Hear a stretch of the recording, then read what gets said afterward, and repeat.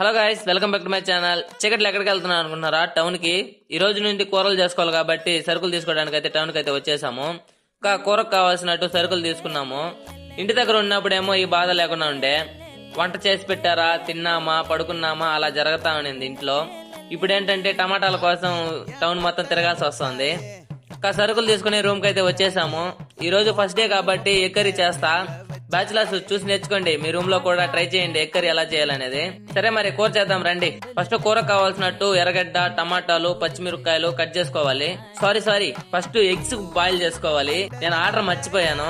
సరేలేండి, అందరూ తప్పు చేస్తుంటారు, నేను కూడా తప్పు చేశాను. ఫస్ట్ బాండీ పెట్టుకొని ఆయిల్ వేసుకొని ఆవాలు వేసుకోండి. ఆవాలు వేగించుకున్న తర్వాత ఎర్రగడ్డ వేసుకోండి.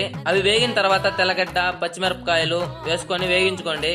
తర్వాత టమాటాలు, కరివేపాకు వేసుకొని వేగించుకోండి. టమాటాలు బాగా లైట్ గా వేగిన తర్వాత కొంచెం పసుపు, ఉప్పు వేసుకొని కాసేపు ఒక 2 మినిట్స్ వేగించుకోవాలి.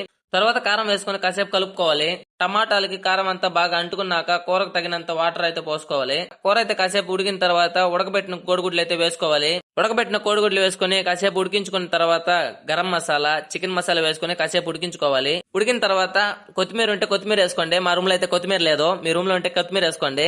వేడిగా అన్నం, కోడిగుడ్లు కూర చేసేసాము. మన రూమ్ సభ్యుడు హ్యామ్ చరణ్ గారు ఈ రోజు నా కూర టేస్ట్ చేసి మన కూరకి రేటింగ్ అయితే ఇస్తాడు. కూర ఎలా ఉందా సార్? టేస్టా సెట్ అయిందా లేదా? Okay ma'am. నా వీడియోస్ మీకు నచ్చినట్టయితే like, follow, subscribe. Bye bye.